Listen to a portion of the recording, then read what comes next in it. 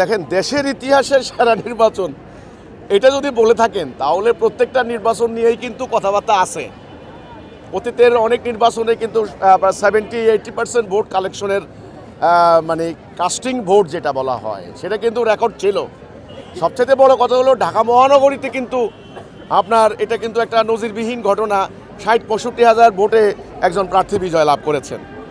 তাহলে ঢাকা মহানগরীর মানুষ কিন্তু সেই হিসাবে কিন্তু অংশগ্রহণ করেননি।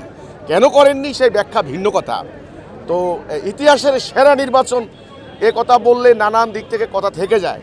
তবে গত 16 বছর মানুষ ভোট দিতে পারেনি, মানুষ বলেছেন, তারা বলেছেন সেই হিসাবে নতুন প্রায় 3 কোটি থেকে 4 কোটি ভোটার তারা ভোট দিয়েছেন।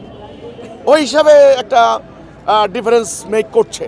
কিন্তু আমি মনে করি সেরা নির্বাচন হওয়ার জন্য যে কোয়ালিটি দরকার সেটা উত্তীর্ণ হতে পারেনি।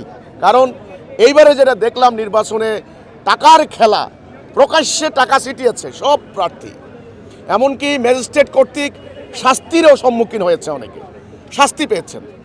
এরপরে মিথ্যা গুজব, তারপরে যে হলো প্রতারণা, জালিয়াতি।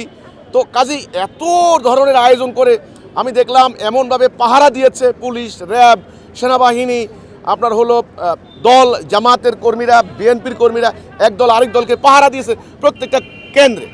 এখনও দেখলাম মিছিল হচ্ছে, মানে অনশন হচ্ছে, প্রতিবাদ হচ্ছে, পুনঃগণনার জন্য আবেদন করা হচ্ছে, বিক্ষোভ হচ্ছে, প্রতিপক্ষকে জালিয়াতির অভিযোগ আনছে। তাহলে অভিযোগ কিন্তু কমে নাই। তাহলে সেরা নির্বাচন কি করে বলবো? একটা নির্বাচন হয়েছে, এটা বলেন। একটা নির্বাচন হয়েছে, জনগণ দীর্ঘদিন ভোট দিতে পারে নাই, কিছু মানুষ ভোট দিয়েছে, ওরা বলছে 59%, বাকি 40% কিন্তু দেয়নি। তো কাজেই সেরা নির্বাচন আমি সেই হিসাবে বলতে পারছি না। অনেক প্রশ্ন আছে, কারণ প্রার্থীরাই অলরেডি অভিযোগ করা শুরু করেছে এক বিজয়ী আরেক মানে পরাজিত প্রার্থীর বিরুদ্ধে, বা পরাজিত প্রার্থী বিজয়ীর বিরুদ্ধে। সেরা নির্বাচন এখন বলা যাবে না।